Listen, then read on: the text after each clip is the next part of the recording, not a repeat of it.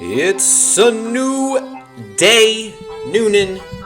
Yes, it is. And I am the Jedi Master and the Padawan. I am the Sith Lord and the Apprentice. I am the Chewie and the Baka. I am your R2, and baby, you the D2. Cause I'm about to give you this D. Oh, I didn't even plan that. That's the best part about when I speak is I don't even plan to say the things that are gonna come out of my mouth. Like I have a rough outline. It's like I know today I want to talk about two things, and I'm going to talk about those two things during this episode. But I don't know how I'm going to get there. Like prep work, I don't got like prep work. And you can say, well, that makes you a bad podcast host, and that means you're bad at this. Probably. But I ain't doing this for the money, and I ain't doing this for the girls. I'm doing this for anywhere from 20 to 100 listens per episode a week. And as long as I'm in that range, I'm feeling Gucci. And guess what range I'm in, baby? A little bit lower than that because I haven't posted in a while. So guess who ain't feeling Gucci? It's me.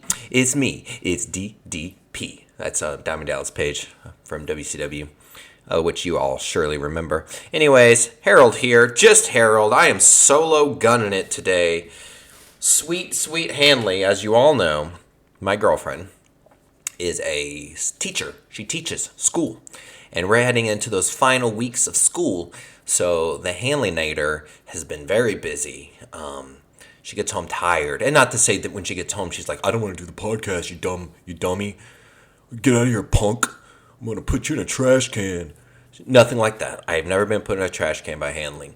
But like when you're tired, you use your time for the things you really want to do. And I've been really tired lately too. So we've been using our time like with very specific. We don't just sit around. Like we're not getting lost in watching TV. That's not us. We don't watch TV. We'll turn on something sometimes at the end of the day. But we don't sit around and just watch TV together. We are very active. We do things, sexy things that I will not name. And we do non-sexy things too that I also will not name because you don't care what we do in our day-to-day life. And good, because if you did care, that'd be a little creepy.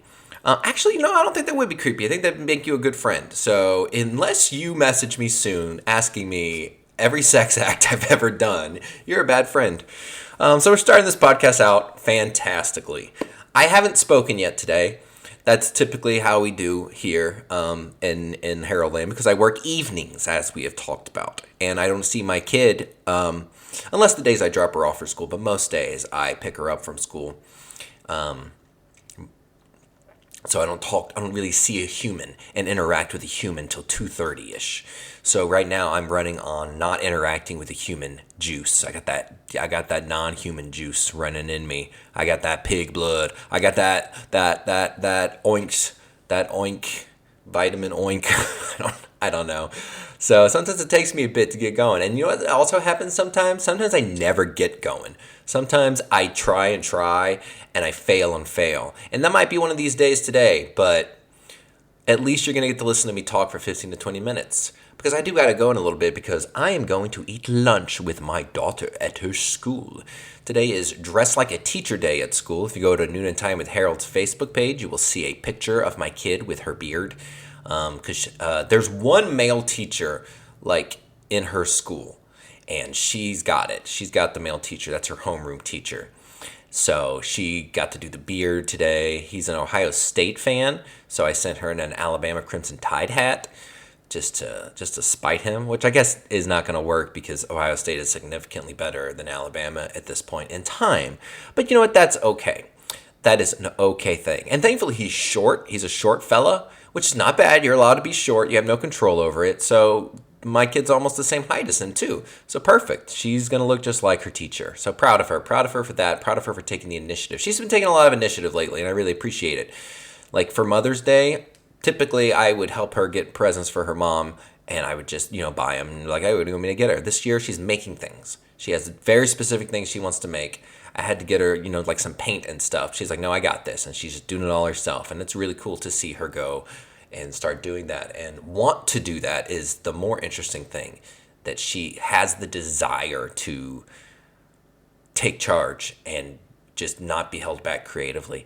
It reminds me a lot of her father, of Papa, Papa Harold. Some cool things coming up. Next week, I'm hosting trivia 3 nights. Tuesday night, I will be at Wings and Things in Fayetteville. Wednesday night, I'm at Amici's in Fayetteville. And Thursday night, I'm at Lion Creek The Reserve. That is in your downtown Newnan area. So make a plan of one of those nights to come do trivia with me. The good thing is it's all with the same company, right? All the nights, but every night is a slightly different format. Every night is a little bit different. You might get a little bit like samesies feeling from it, but the way you're going to gain points and the bonus questions and the extra ways and some of the rounds, it's all a little bit different. So you come to one night and you're like, you know what, maybe that format wasn't for me. You try a different night and you're like, well, you know what, that one was really, really fun. You can come a different night and be like, oh no, but that one's even more fun. So it's a fun way that I am running my life right now. So you definitely got that going on. Other things we've got going on is dropping soon, and I will do a more in-depth behind-the-scenes talk about it later. I was a co-host with the Chatting Noonan Women podcast. They messaged me this week, and they were like, hey, we need a co-host for an episode we're doing because somebody can't do it who was going to do it. Are you free? And I was like, yeah, I'm absolutely free. So we sit down and we talk to a lady named Sally, who is doing tours of murder in Coweta County, of things from that story. And she's done Walking Dead tours. She's done tours in Florida. Like, that's what her big thing is. And she's written books about history and ghosts and things. So she's very, very creative, very eccentric in a good way, fun person. So keep an ear out. Next week, I believe next week it should be around the time that it comes out. I'll definitely share it, and you can hear me teaming up with the chattiest of women to talk about ghosts and murder in Coweta County and history. And we, of course, talk about some silly things because I'm there and I say silly things. There's only like one thing I said in the whole thing that I'm like, ooh, y'all should edit that out. That was not something I should have said, which is pretty good for me. What I'm not going to do right now is I'm not going to tell you what that thing was because I'm a little nervous that it might not get edited out. Like there's a possibility it's going to end up in there, and then I'm going to be like, all right, well, I said that this was edited out and then it wasn't. So what I'm going to do instead is I'm just going to say it got edited out no matter what, but I'm not going to tell you what it was that I said that I was like, that doesn't need to be in there. And I'm sure there's a lot of things I said that didn't need to be in there. This is Harold we're talking about after all. But here's something interesting that I took from this time with the Chatty Women and Sally. I didn't really know the murder in Coweta County story. I saw the movie a long time ago, probably when I was like 12 or 13. So I knew like Johnny Cash was in it. I knew Andy Griffith was in it. I knew it was about Coweta County. They talked about stuff that was local. And I knew that it had a major thing about black people. Like I knew that part of it, but I did not remember what the specifics to the story was. So sitting in the podcast with them and they're talking about it as if they experienced it personally every step of the way was very interesting to me. Because I started learning and picking up information just as we went along. And I even asked the lady at some point during it, I go, is this tour, this Murder in Coweta County tour, good for someone who doesn't know the story? Does it take you through from start to finish? Or is it more like the Walking Dead tour where you kind of have to know the show and then be like, oh yeah, this is where this happened, this is where this happened, this is where this happened. And she's like, no, it's great for people who don't know the story and want to learn the story too. So I started learning the story of Murder in Coweta County so I can be more aware when I listen to people talk about podcasts. So, and I was told during this discussion with Sally that the movie does a really good job. Like, it doesn't follow everything from history perfectly. No movie ever does. It's a movie. But it does a really good job. So that makes me more inclined to want to watch the movie again, and also makes me trust movies more. That means when I watch things like Lord of the Rings, I'm going to be like, that's really what it's like to live in a third world country. So that movies definitely help in that way. But reading the plot for the movie and then reading the Wikipedia page of the Murder in Coweta County is very interesting. And I'm saying all this to absolutely promote and say, hey, listen to the podcast with chatty women. I'm not trying at all to take away from it. I'm trying to say that I learned from that podcast, and here's some of the things I learned, and here's some cool stuff, and you can learn more about it by listening to the Chatty podcast, which should be coming out soon. No. If it doesn't come out, then I'm going to sound like an absolute idiot, and I'm going to sound like I'm lying, and I made up a whole memory, which maybe I did. But if I was going to make up a memory of me and a bunch of the Chatty Noonan women, trust me, it would be something really cool. It wouldn't be making a podcast. It would be like we went to the county fair, and Alan Jackson was there, and Alan Jackson took his shirt off, and we all started wooing and hollering, and then he slipped and he fell in some mud, and we were like, oh, we'll help you get that off, Alan Jackson, and we all jumped in the mud with him, and we all got muddy at the Coweta County Fair with Alan Jackson. It'd be a story like that. Totally believable. Isn't his health bad? I saw someone in the Chatty Men's group posting that Alan Jackson's health was bad. Alan Jackson's health. Alan Jackson has been living with Charcot-Marie tooth disease. Charcot-Marie for over a decade, a genetic neurological disorder that causes nerve damage primarily in the feet, legs, hands, and arms. A tooth disease that causes... What? The disease has progressively affected his ability to move and balance, particularly while performing on stage. So it sounds like this has been a thing for a while, but I guess I'm just now learning about a couple things. But he did the diagnosis in 2021, so this has been around. So I'm sure it's getting worse. But I am interested in why the name is the Charcot-Marie tooth disease, and then the neurological disorder that causes nerve damage in the feet, legs, hands, and arms. Why is it called that? There's no cure. Makes it difficult to perform everyday task. Doesn't seem to have anything to do with teeth. I guess it doesn't matter. But I'm going to look up why is it called that. Named after the three physicians who described the condition. So a French neurologist is Charcot, French neurologist Marie, and the English neurologist is Tooth. So Charcot-Marie tooth. That I would say that is confusing to have the word tooth spelled exactly like tooth in a thing for a disease, and it have nothing to do with teeth. That's fascinating. That is my favorite bit of information I've gained about anything, anytime in my life.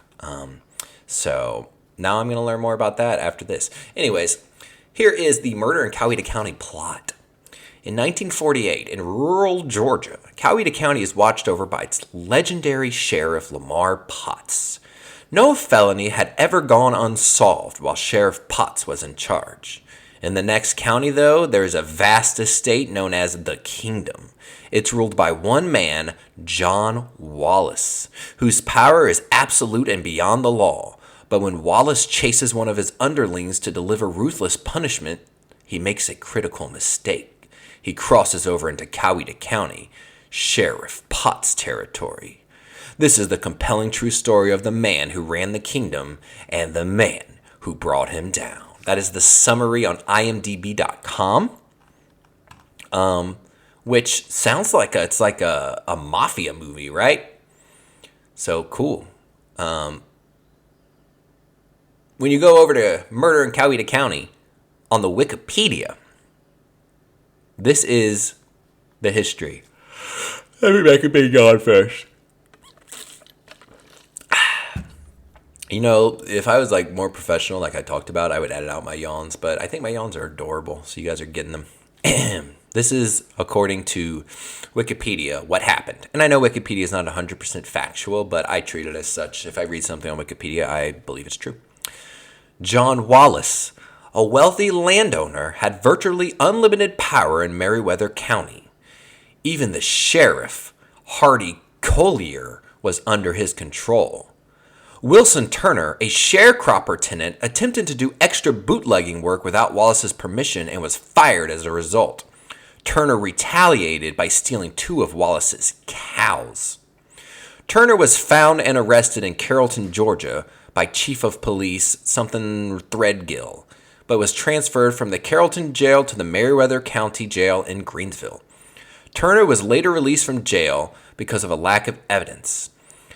As he left the jail, he discovered John Wallace waiting outside with his men. Realizing that he had been set up, Turner attempted to escape in his truck with Wallace and his group in pursuit, 2 men each in 2 cars. Turner's truck, drained of its fuel earlier, stopped running just past the county line at the Sunset Tourist Camp in Moreland, Coweta County, Georgia. Multiple witnesses reported seeing Wallace pistol whip Turner so hard that the gun discharged, then Turner going limp and being put in one of the cars. The group then returned to Meriwether County, where Turner's body was first hidden on Wallace's property, then burned in a pit, the ashes and bone fragments scattered in a nearby stream. Wallace forced 2 black field workers, Albert Brooks and Robert Lee Gates, to assist him in destroying the victim's body. Since witnesses testified that the murder took place in Coweta County, the crime was under the jurisdiction of Lamar Potts, the Coweta County sheriff. Potts and his deputies searched for days, and then an informant told them that Wallace burned the body and implicated Brooks and Gates. Potts persuaded the 2 men to take him to the burn site. There were bone fragments found that the crime lab identified as human. Brooks and Gates also took the sheriff to the well where Turner's body had originally been deposited. Ruptured brain tissue was found that was also identified as coming from a human being. Wallace's trial received wide press coverage in the rural community. It was reported that Wallace's eccentric testimony led to his conviction. After several appeals, John Wallace was executed in the electric chair in 1950. His case was unusual because he was one of the richest men ever to be given a death sentence, and his case was the first in Georgia where a white man was given the death sentence upon the testimony of 2 black men. Mahaley, a local seer from nearby Heard County, also testified against Wallace. And a seer is a person who is supposed to be able to see what the future holds. So I'd be very interested in what Mahaley said in her testimony. So, I don't know. But I guess that back in the mole days, and that we're talking about the 1910s or whatever. Not 1910s, I already said 1950s. That, it probably wasn't so crazy to have a fortune teller be like, this is what happened. Just so you guys know, this is the future, and the future is this person getting arrested for this crime. So, Murder in Coweta County, I would really like to revisit the movie again. I'm not a big book guy when it comes to, I was about to say fictional books. So, this wouldn't be a fictional book. This would be a history book. I don't really like history books either. I like comic books, and I like self-improvement books. I like books that are about thinking differently and stuff like that, and books that are I like the workbooks where it's you read for 10 pages and then you do a worksheet, so homework. I like those kind of books. Those are my kind of books.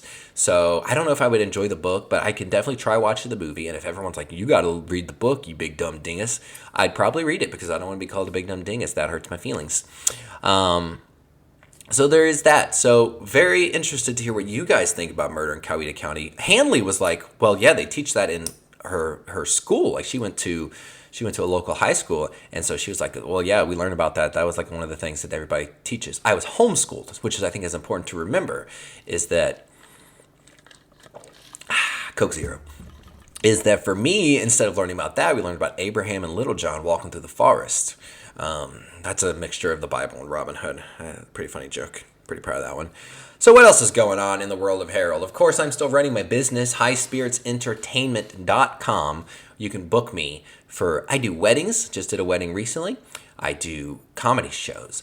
I do improv shows. I do bingo. I do trivia. I'm just around town and would love to help make your evenings or your business special. So you just got to hit me up and be like, Harry the Hair Bear, let's do stuff. You're welcome to visit any of my websites, Noon and Time with Harold or highspiritsentertainment.com. Or you can call the business number, text the business number, 678-877-9070. Ask for Linton, whoever that is, I don't know.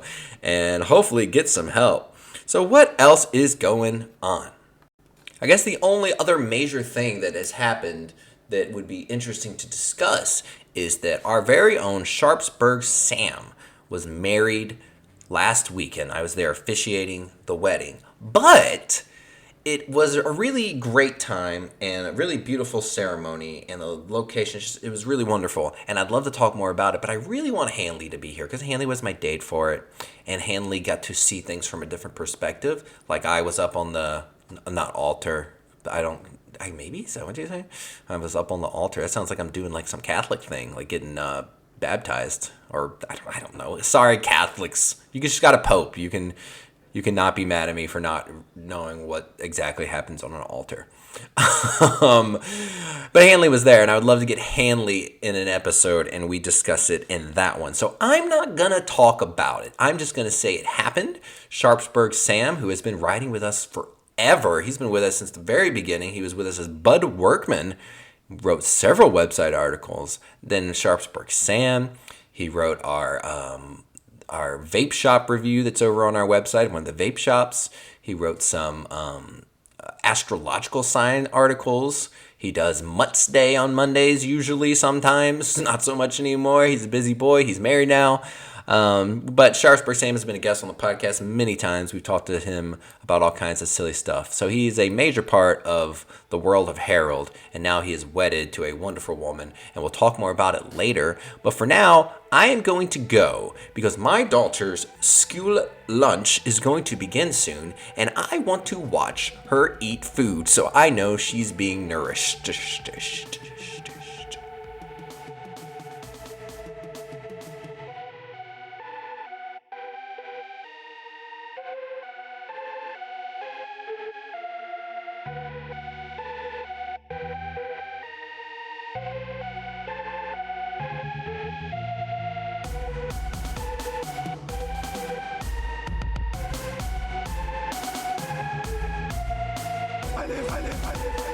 I die. I live again.